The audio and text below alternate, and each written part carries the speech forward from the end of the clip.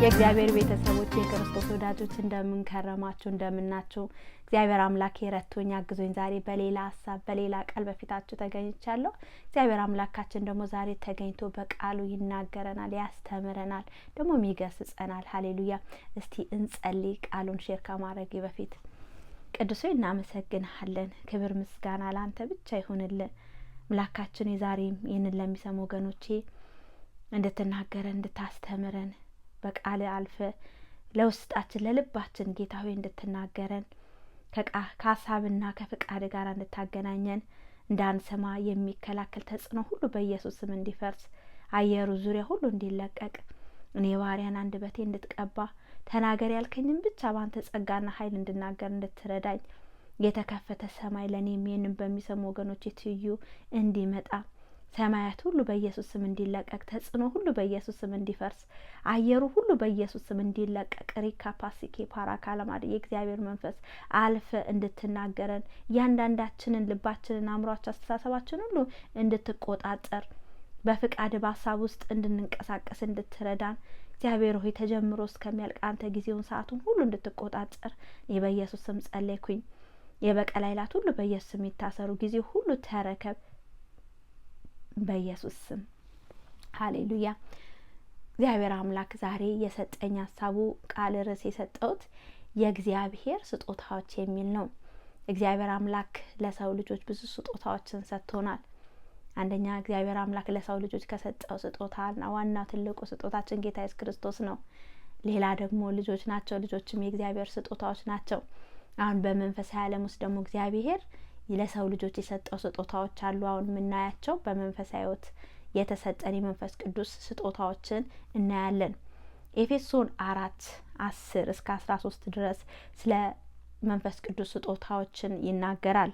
ይህንን ቃል ይብን አንደኛ ቆሮንጦስ ምዕራፍ 12:27-31 ራሱ የመንፈስ ቅዱስ ስጦታዎችን ፋይቭፎልድ ሚኒስትሪ የሚባለውን ይዘረዝራቸዋል። በተለይ ኤፌሶን ላይ ለምን እንደሚያስፈልጉ ምን እንደሆኑ አብራርቶ ይነግረናል። ኤፌሶን 4 አሁንም በኢየሱስ ስም አነበዋለሁ። እንደዚህ ይላል። ይህ የወረደው ሁሉን ይሞላ ዘንድ ከሰማያት ሁሉ በላይ የወጣ ደግሞ ያው ነው። እርሱም አንዳንዶቹ ሐዋርያት፣ ሌሎችም ነቢያት፣ ሌሎችም ወንጌል ሰባኪዎች፣ ሌሎችም እረኞችና አስተማሪዎች እንዲሆኑ ሰጠ። እነዚህ ፋይቭ ፎልድ ሚኒስትሪ አምስቱ የስጦታዎች አምስቱ የአገልግሎት አካላቶች የሚባሉት ማለት ነው። ዘ ፋይቭ ፎልድ ሚኒስትሪ ሁላችን የእግዚአብሔር ልጅ በማመን በማወቅ ወደሚገኝ አንድነት ሙሉ ሰውም ወደሚሆን የክርስቶስን ሙላት ወደሚሆን ወደ ሙላቱ ልክ እስክንደርስ ድረስ ቅዱሳን አገልግሎትን ለመስራትና ለክርስቶስ አካል ሕንጻ ፍጹማን የሆኑ ዘንድ እያለ ይናገራል። እንግዲህ እነዚህ የተሰጠን ስጦታዎች ይዘረዝርና ከዛ ደግሞ እነዚህ ስጦታዎች ደግሞ ለምን እንደሚጠቅሙ ይናገራል። እኔ በተለይ በመጽሐፍ ቅዱሳችን ውስጥ ቆሮንጦስ ቤተክርስቲያን በጣም በመንፈስ ቅዱስ ስጦታዎች የተባረከች ናት። የመንፈስ ቅዱስ ስጦታዎች በጣም ያላት ቤተክርስቲያን ናት። የተነቃቃች ቤተክርስቲያን ናት። ነገር ግን ቅድስና ግን ብዙ ይጎላቸዋል። ጳውሎስ በተለይ በቅድስና ይገስጻቸዋል። ቅድስና ይጎላቸዋል፣ ዝሙት አለ፣ እንደዚህ የሰራ አለ፣ እንደዚህ ያለ ብዙ የሚናገራቸው ነገሮች አሉ። እና የመንፈስ ቅዱስ ስጦታዎች የእግዚአብሔር ስጦታዎች ወገኖቼ በጣም አስፈላጊ ናቸው። አንዳንድ ሰዎች አንዳንድ ቤተክርስቲያንም እንደዚህ የመንፈስ ቅዱስ ስጦታ እንደቀረም የሚያስተምሩ አሉ። ይህ ሐሰት ነው። ምክንያቱም እንደዚህ ሰው ልጅ ሙሉዋን እስክንሆን ድረስ ያስፈልጉናል። ሰው ልጅ አይ ዶንት ቲንክ ሶ እስከዚህ ምድር ለቀን እስከምንሄድ ድረስ ሙሉ እንሆናለን ብዬ አላምንም። ምክንያቱም ሰው ልጅ እያንዳንዱ ቀን ክርስቲያን እያደገ ነው የሚመጣው። ወደ ክርስቶስ ሙላቱ ሞሎ የሚገባው እንግዲህ ሰው ከስጋው ሲለይ እና ወደ ጌታ መንግስቱ ሲገባ ይመስለኛል ሰው ሙሉዋን የሚሆን። ስለዚህ ሙሉ እስክንሆን ድረስ ሙሉ ለሙሉ የእግዚአብሔር ክብር በእኛ ውስጥ እስከሚገለጥ ድረስ ያስፈልገናል እነዚህ ስጦታዎች። ስለዚህ አሁንም ስለሚያስፈልጉ ነው እግዚአብሔር አምላክ ለቤተ ክርስቲያን ይህንን የሰጠው እንጂ በአሁኑም ሰዓት ያስፈልጋል። በዛኔ ጊዜ ጳውሎስ ሲጽፍ በነበረ ጊዜም ያስፈልጋል። ለቤተ ክርስቲያን እጅግ ጠቃሚ ናቸው። እነዚህ ለቤተ ክርስቲያን የሚጠቅሙ ናቸው። ጥቅማቸውን እናያለን። ለምን የመንፈስ ቅዱስ ስጦታ ያስፈልጋል ወገኖች? የሚያስፈልግበት ምክንያት እኛ ሕንጻዎች ነን። ሕንጻ ማለት ለምሳሌ የሚገነባ ማለት ነው። ሕንጻ የተለያየ ነገሮች ያስፈልጉታል ለመገንባት። ጭቃ ያስፈልጋል፣ ብሪክ ያስፈልጋል፣ የተለያዩ ነገሮች። እኔ ያው ኢንጂነር አይደለሁም። ያንን ሁሉ ለመስራት የህንጻው ብዙ ነገሮች ያስፈልጉታል። ህንጻው በራሱ ምንም ማድረግ አይችልም። ሁሉ ነገሮች ሲደረደሩ ቤት ተብሎ የሚያምር ቤት ተብሎ ይሰራል። ልክ እኛም እንደዛ ነን። እለት እለት የምንሰራ ነን። እያደግን የምንሄድ ነን። እየተሰራን እያማርን እያገጥን የምንሄድ ነን። ስለዚህ እነዚህ ስጦታዎች አንደኛ የመጀመሪያ በመንፈሳዊ ህይወታችን እንድንገነባ እንድናድግ ያደርገናል። ወደ ክርስቶስ ሙላት ውስጥ ይከተናል። እሱን ወደ መምሰል ውስጥ ያመጡናል። እነዚህ የመንፈስ ቅዱስ ስጦታዎች ሐዋርያቶችን፣ ነቢያቶችን፣ አስተማሪዎችን፣ ሰባኪዎችን እነዚህ በቤተ ክርስቲያኖች ውስጥ እግዚአብሔር አምላክ ሲሰጥ ለቤተ ክርስቲያን እነዚህ ቤተ ክርስቲያን ሲል እኛ ቅዱሳን በክርስቶስ ኢየሱስ የምናምን ማለት ነው። እኛን እንድናድግ ወደ ክርስቶስ ሙላት ውስጥ እንድንገባ ያደርጉናል። ስለዚህ እድገት ከፈለግን ማደግ ከፈለግን እነዚህ የመንፈስ ቅዱስ ስጦታዎችን ልንቀበል ይገባል ወገኖቼ። እኔ አንድ ጊዜ በጣም የገረመኝ አንድ ሞደው አገልጋይ ነው፣ ቆይቷል ሲናገር የሰማሁት ነው። ኢንዶኔዥያ ለኮንፈረንስ ሊያገለግል ሄዳል እና ሄዶ የፈውስ ጸጋ በሱ ውስጥ አለ። ከፈውስ ጸጋዎች አንደኛው ፈውስ ጸጋ በሱ ውስጥ አለ እና መንፈስ ቅዱስ ተናገረው። በዚህ ጉባኤ መካከል 24 ጆሮአቸው የማይሰሙ ሰዎች አሉ እና 24ቱንም እፈውሳቸዋለሁ ይሄንን እንድትናገር ብሎ ይናገራል። ከዛ ያስተርጓሚውም አለ እየተናገረ 24ቱ ወጡ እና ተሰልፈው መጸለይ ጀመረ። ከዛ እየጸለየ ተፈወሱ። ከዛ አንዷ ሴት ግን ለዛውም ከአሜሪካ ሄደች ለወንጌል ልትሰራ እዛ ሄደች ናት እና ሊጸልይላት ስል ነው አልፈልግም አለችው። መፈወስ አልፈልግም፣ ምክንያቱም እግዚአብሔር አምላክ ለኔ የሰጠኝ መከራዬ ነው፣ ይሄ ነው በቃ ጳውሎስ የተናገረውን ጠቅሳ እንዳልታበይ የጎን ውጋት ተሰጠኝ ብሎ ጳውሎስ የተናገረውን ያንን ጥቅስ ጠቀሰችና ስለዚህ እኔን እግዚአብሔር አምላክ የሰጠኝ ስጦታ ነውና መፈወስ አልፈልግም ብላ ጥላ ሄደች። እግዚአብሔር አምላክ ግን የፈውስ ጸጋ ሲሰጥ ቤተክርስቲያን ያለ የታመመ ሰው ካለ እግዚአብሔር አምላክ በነጻ ሊፈውስ ነው። ምክንያቱም ጌታ ኢየሱስ ክርስቶስ በዚህ ምድር እያለ በሽተኞችን ይፈውስ ነበር። ቢያስፈልግ ነው የፈወሰው። በሽታ ደስ የሚል ነገር የለውም። እግዚአብሔር አምላካችን ደግሞ ሊፈውሰን ሁሌ ዝግጁ ነው እና በመፈወስም ቀርቷል፣ የመንፈስ ቅዱስ ስጦታዎች ቀርቷል ብለው የሚያምኑ አሉና ያቺ ሴት ልታገለግል ሄደች። ግን እግዚአብሔር አምላክ ስጦታውን ሲሰጣት ያንን በዛ ወንድም ተጠቅሞ ሊፈውሳት ሲል አልፈለገችም። እና ምንድነው አንዳንድ ጊዜ የመንፈስ ቅዱስ ስጦታዎችን ጌታ ሲሰጠን ለራሳችን ለጥቅማችን ነው። ምንም ሳይድ ኢፌክት ሳይኖረው ሊፈውስ ሲመጣ በነቢያቶቹ በፈውስ ጸጋ ጌታ በቀባቸው ሲመጣ እንደዚህ የሚገፉ አሉ። እና ይሄ ግን ስጦታ ግን አስፈላጊ ነው ወገኖቼ። ባያስፈልግ ኖሮ እግዚአብሔር አምላክም ሊሰጥም አያስፈልግም። ለምን ይሰጣል?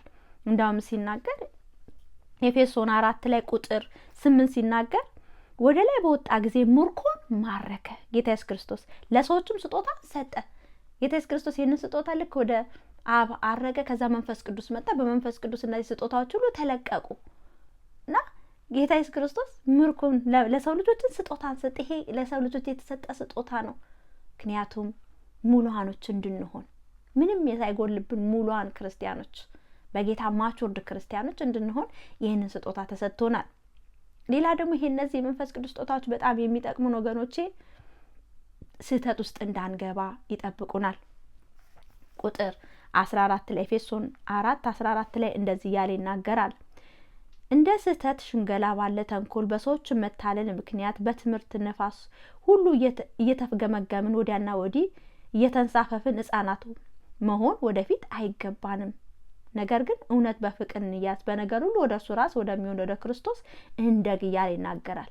በተለያየ ትምህርቶችን ወዲያ ሳንል በፍቅር በእነዚህ በተሰጠን በመንፈስ ቅዱስ ስጦታ እያደግን እንሂድ እያለ ይናገራል። የስህተት ትምህርቶች የስህተት ነገሮች ሲመጡ እነዚህ አስተማሪዎች፣ ነቢያቶች፣ ሐዋርያቶች እነዚህ ሁሉ ጸጋ በቤተ ክርስቲያናቸው ሲኖሩ የመለየት አላቸው። ይሄ ስህተት ነው፣ ይሄ ከጌታ አይደለም፣ ይሄ ከእንደዚህ ከስህተት ይጠብቀናል።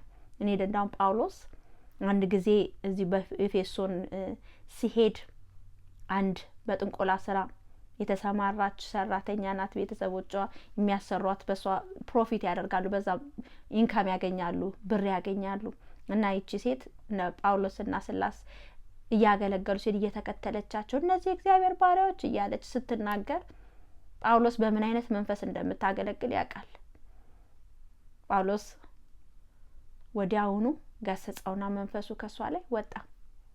ያ የጠነቆለል እነዛ ቤት በኢንካም የሚያስገኝላቸው ከዛ እነዛ ሰዎች ብር የሚያገኙበትን ከሷ ላይ እንደተለየ ሲያዩ አይለኛ ጦርነትን ያስነሱበት በጳውሎስ ላይ።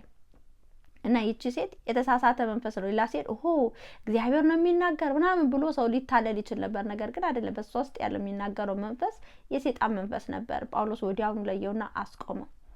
እና እንደዚህ አይነት በቤተ ክርስቲያናችን ውስጥ ጸጋ ስጦታዎች እንደዚህ እግዚአብሔር የሰጠው ሲሰጥ ስህተት ሲኖር ወዲያውኑ ይገስጻሉ፣ ያስቆማሉ። ያን ነገር ስህተትን ከዛ ቤተ ክርስቲያን ያስወግዳሉ። እና በጣም ወሳኝነት አለው። ሰው ተሳስቶ ወደ ተለያየ መንገድ ውስጥ ከመሄድ ወደ ክርስቶስ ሳይሆን ከክርስቶስ ወደ ውጪ ከመውጣት ይጠበቃል። ሌላ ደግሞ እነዚህ የመንፈስ ቅዱስ ስጦታዎች የእግዚአብሔር ስጦታዎች ወገኖቼ ሌሎችን እንድናገለግል ያደርጉናል። ለሌሎች ነው። አሁን አንድ ነብይ ለራሱ ለሌላው ነው የሚጠቅመው። የጸጋ ስጦታ ማለት ለቤተ ክርስቲያን ሌላው ነው፣ ለእርስ በርሳችን እንድንጠቃቀም ያደርገናል። ቁጥር 13 ሲናገር እንደዚህ ነው፣ ሁላችን የእግዚአብሔር ልጅ በማመንና በማወቅ ወደሚገኝ አንድነት ሙሉ ሰውም ወደሚሆን የክርስቶስ ሙላት ወደሚሆን ወደ ሙላቱ ልክ እስክንደርስ ድረስ ቅዱሳን አገልግሎትን ለመስራትና ለክርስቶስ ለማገልገል ነው። ሌላውን እርስ በርሳችን ቅዱሳንን ለማገልገል ነው የሚጠቅመን። ሌሎችን እናገለግልበታለን። የእግዚአብሔር አምላክ በማስተማር ጸጋ ሲቀበል ሌሎች እንዳስተምርበት ነው፣ ሌሎችን እንድጠቅምበት ነው። ለራሴ ሳይሆን ለሌሎችም ስናገር ደግሞ ራሴንም ጭምር ጌታ ያስተምረኛል፣ በራሴ አፍም ሲሆን ማለት ነው። ምክንያቱም የእግዚአብሔር ቃል ሁለት አፍ ካለው ሰይፍ የተሳለ ነው ይላል። ሰሚውንም የሚናገረውንም ሁለቱንም ጭምር ነው የሚነካው። ስለዚህ ሌሎችን እንድናገለግል ይረዳናል። እኔ ማስተማር ጸጋ ጌታ ስለሰጠኝ ቃሉን ይዤ እንድናገር ያደርገኛል። የእግዚአብሔርን ቃል ሌሎች እንዳገለግል ይዤው እንድቀመጥ አይደለም። ልክ የማቴዎስ ወንጌል 25 ላይ አንድ ሰው ስጦታ ለአንዱ 1 ለአንዱ 2 ለአንዱ 5 ሰጥቶ እንደሄደው ከዛ እነዛ ደግሞ ታለንት የተሰጣቸው ደግሞ ስጦታዎች እንዲያተርፉበትና አብዝተው እንዲጠብቁ እንደሰጠው ልክ እንደዛ እግዚአብሔርም እንደዛ አይነት ጸጋ ስጦታዎችን ወገኖቼ ሲሰጠን እንድናተርፍበት ነው፣ እንድንቀብረው አይደለም። ልክ ያኛው አንድ የተቀበለው እንደቀበራትና ምንም እንዳላተረፈባት ከዛ ተቀጣ። እኛም ጌታ የመንፈስ ቅዱስ ስጦታዎችን በእኛ ውስጥ ሲያስቀምጥ ሌሎች እንድናገለግልበት ነው። ራሳችን ይዘን ምንም ነገር ሳናፈራበት ምንም ይወሰድብናል። ልክ እንደዛ አንደኛ የነበረው ተወሰደበት፣ በቃ ይወሰድብናል ካልተጠቀምንበት። ወገኖቼ በተጠቀምንበት መጠን ደግሞ እግዚአብሔር ሞር መረዳትን ሞር መገለጽን ይሰጠናል። ለምን? ሌሎችን ሊጠቅም ስለወደደ፣ ሌሎችን ሊያስተምር፣ ሌሎችን ወደ ክርስቶስ ሙላቱ ለማድረስ ስለሚፈልግ እግዚአብሔር አምላክ አብዝቶ ለኛ ይሰጠናል። ምክንያቱም እግዚአብሔር አምላክ ለሚጠቀም ነው። ዘር ለዘሪ ነው የሚሰጠው። እግዚአብሔር ለሚዘራ ሰው ሞር ዘር ይሰጣል፣ ሞር የሚዘራው ነገር ይሰጣል። ስለዚህ የተሰጠንን የጸጋ ስጦታዎች ደግሞ እኛም ሌሎችን እናገልግልበት ወገኖች። የጌታ ጸጋ ስጦታ የሰጠን ዝም ብለን እንድንይዘው አይደለም። ለሌሎች ማገልገል ስንጀምር እግዚአብሔር አምላክ አንድ ሆነ የተሰጠን ሞር እየተጨመረልን ሄዳ እየጨመረ ይሄዳል። ኢየሱስ ጌታ ነው። ስለዚህ የእግዚአብሔር ስጦታዎች ለሰው ልጆች እጅግ የሚጠቅሙ ናቸው። ሌላ ደግሞ የእነዚህ ስጦታዎች ደግሞ ዋርኒንግ የተለያየ ነገር ከመምጣቱ በፊት ዋርን ያደርጉናል፣ እንድንዘጋጅ ያደርጉናል። እንደውም እግዚአብሔር ቃል ሲናገር እግዚአብሔር ለወዳጆቹ ሳይናገር ሳይገልጥ የሚሆን ነገር የለም። ለወዳጆቹ ምስጢራትን እግዚአብሔር ይገልጣል። ሊሆን ያለውን ነገር በሐዋርያቶች ቢሆን በነቢያቶች ቢሆን በአስተማሪዎች ቢሆን እግዚአብሔር ሊሆን ያለውን ነገር አስቀድሞ ይናገራል። እንደውም የሐዋርያት ስራ ይናገራል። አጋቦስ የሚባል በመንፈስ ቅዱስ ተረቶ ነብይ ነው። ሊሆን ያለውን ረሃብ እንደሚመጣ ተናገረ። ታዲያ ምን ረሃብ ሊመጣ ነው? ስለዚህ ምን እናርግ? አስቀድመን እንዘጋጅ። እግዚአብሔር ዋርነስ ያደረገን አስቀድመን እንድንዘጋጅ ነው። ሊመጣ ያለውን ነገር ጌታ ሲናገረን በነቢያቶች አፍ ተናግሮ ይሄ ነገር ሊሆን ነው ተዘጋጁ ሲላል ልንዘጋጅ ያስፈልጋል። ከዛ በኋላ ሲመጣ እኛን አያገኘንም።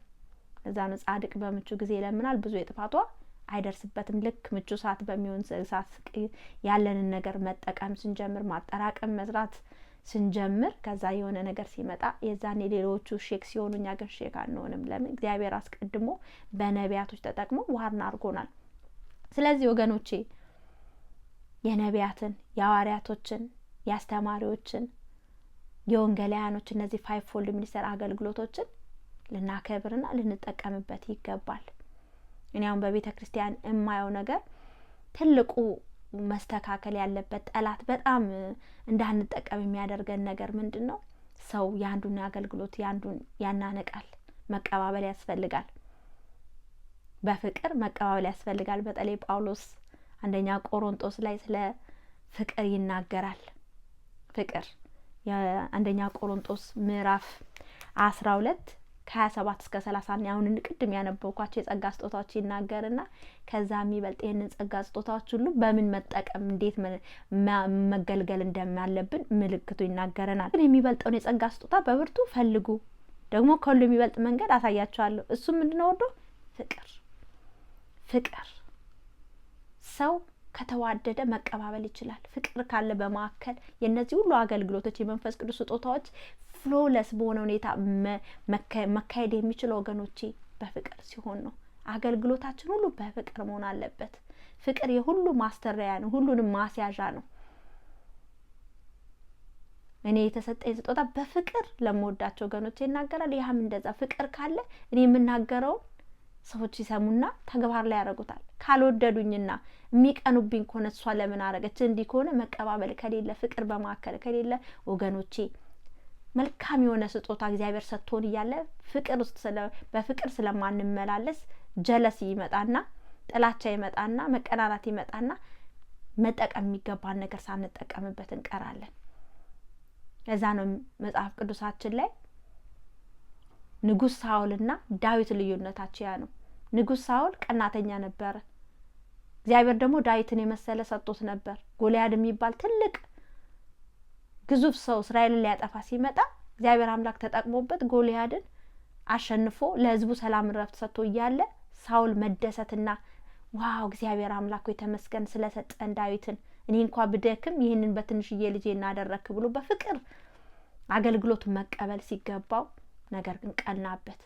ሊገለው እስከሚያሳድደው ድረስ ዘመኑ ሁሉ እሱን በመጥላትና እሱን በመቅናት አሳለፈ። ነገር ግን ቢቀበል ኖሮ በደስታና በፍቅር ቢቀበል ኖሮ ባይቀናና ጥላቻን መንፈስ ባይገባበት ኖሮ ይሄ ሰው ይጠቀም ነበር፣ በዳዊት አገልግሎት ይጠቀም ነበር። ነገር ግን አልተጠቀመበትም። እንዳውም አሳዳጅ ሆነና መጨረሻ ላይ ያው አላማረም። የሳኦል አሟሟቱም አላማረም። እና ወገኖቼ እግዚአብሔር የጸጋ ስጦታ ሲሰጠን እርስ በርሳችን ልንቀባበል ይገባል በፍቅር። ካልተቀባበልን አንጠቀምም። ፍቅር ግን ሲሆን የሁሉ ማሰሪያ ፍቅር ሲሆን ግን መቀባበል ሲኖር እንጠቀማለን። የሁሉ ጥቅሞችን አሁን ቅድም ያየናቸው እናገኛለን። ኢየሱስ ጌታ ነው። እንግዲህ ጌታ የሰጠኝ ሐሳቡና ቃሉ ይሄ ነው። እንጸልያለን። ለሚያማቸው ወገኖች በሚያማቸው ስፍራ በኢየሱስ ብላችሁ እጃችሁ ጫኑ። ጌታ ደግሞ ታላቅ የሆነ ፈውስን ያደርጋል። ሃሌሉያ። ጌታ ሆይ ተመስገን ስለተናገርከን፣ ስላስተማርከን፣ ስለገሰጽከን ተባረክ። አንተ ነህ ስጦታዎችን የሰጠን ለሰው ልጆች ስለሚያስፈልገን እንድናድግ ጌታ ሆይ ከስህተት እንድንጠበቅ እግዚአብሔር ሌሎችን ወገኖቻችን እንድናገለግል እግዚአብሔር ሆይ ሊመጣ ካለ ከክፉ ሁሉ ነገር ጌታ እንድንጠበቅ አባቴ እነዚህን ለቤተ ክርስቲያን የሰጠህ አንተ ነህ። ጌታ ሆይ ተመስገን። አሁንም ወገኖቼንም ጌታ ሆይ ቤተ ክርስቲያን እንድትረዳ ይህንን የሰጠንን ስጦታዎችን ሁሉ እንድናከብር በመቀባበል በፍቅር ጌታ ሆይ ይህንን አገልግሎቶችን ጌታ ሆይ እንድናከብርና እንዲበዛ እንዲጨምርልን እኔ በኢየሱስ ስም ጸለይኩኝ። ቅናትን፣ ጥላቻን፣ እርስ በርስን ጌታ ሆይ ያለ መግባባት ያለ መቀባበልን ሁሉ ከቤት ላይ እንድታወጣ ይህንን የሚያደርግ መንፈስ ሁሉ በኢየሱስ ስም እንዲመታ እግዚአብሔር በቤት መያያዝን አንድነትን ጌታ ሆይ አንድነትን ያንድን የመንፈስ ቅዱስ አንድነት ጠብቁ እንዳልክ የመንፈስ ቅዱስን አንድነትን መጠበቅ እንዲገባን እንድትረዳን በኢየሱስ ስም ላንተ ነገር ጌታ ሆይ ሴንሲቲቭ እንድንሆን እንድትረዳን በኢየሱስ ስም ጸለይኩኝ። ላኬና መድኃኒቴ ሆይ አሁንም ጸልያለሁ ለሚያማቸው ወገኖች እጃቸው በጫኑበት ስፍራ ላይ ያንተ ፈውሳውን እንዲመጣ እኔ ፈዋሽ አምላክ ነኝ እንዳልክ ተተፈውሳለህ በመገረፉ ቁስል እኛም ተፈወስ እንደሚለው ቃል አሁን በመገረፉ ቁስል ወገኖቼ እንድትዳስሳቸው እንድትፈውሳቸው የፈውስ ኃይል አሁን በኢየሱስ ስም እንዲያልፍ ሬካ ፓስኬ ፓራካላማዲያ መንፈስ ቅዱስ አሁን እለፍ። እግዚአብሔር መንፈስ ስጦታዎችን ለቤተ ክርስቲያን የሰጠ መንፈስ ቅዱስ አሁን ጌታ መንፈስ ቅዱስ ወገኖቼ እንድትዳስሳቸው እንድትነካቸው እንድትፈውሳቸው ስም ካለው ስም ከሌለው ትንሽ ትልቅ ከባድ ከሆነ ቀላል ሁሉ ለአንተ ቀላል ነው። ለአንተ የሚያቅት አንዳች ነገር የለም። ለእግዚአብሔር የሚሳነው ነገር አለን ይላል ቃል አንዳች የለም። ይህ ሁሉ ነገር በአንተ ይቻላል። በኢየሱስ ስም አሁን ፈውስ ይለፍ። ራካ ፓላማሲ ሪላማሲ ማራ ካላማዲያ ተጽዕኖ ሁሉ በኢየሱስ ስም ይፍረስ። ለወገኖች የተወረወረ ቀስት ፍላጻ የበሽታ የጭንቀት የመከራ ማንኛውም ተጽዕኖ ኃይል ፍላጻ ቀስት በኢየሱስ ስም የተሰበረ ይሁን። እግዚአብሔር ወገኖቼ ሙሉ ፈውስ ከራሳቸው እስከ እግር ጥፍራቸውን እንዲያገኛቸው በሙሉ ጤንነት ሰላም እንድትጎበኛቸው እረፍታቸው ሰላማቸው እንዲበዛ እንዲጨምር እግዚአብሔር አለቴና አምላኬ ሆይ በምህረት ጌታዊ እንድትጎበኛቸው እኔ በኢየሱስ ስም ጸለይኩኝ። አባቶ ተባረክ። ወገኖቼን ስለነካ ስለዳሰስክ ሁሉ ተመስገን። ስለመጣው ያውቃል ሁሉ ተባረክ በኢየሱስ ስም። እንግዲህ አንድ ደግሞ ጥሪ ሳላቀር ፕሮግራሜን አልጨርስም። ጌታ ኢየሱስ ክርስቶስን አዳኜ ጌታዬ አምላኬ አርጌ እቀበላለሁ ለምንል ወገኖቼ የመዳን ቀን ዛሬ ነው።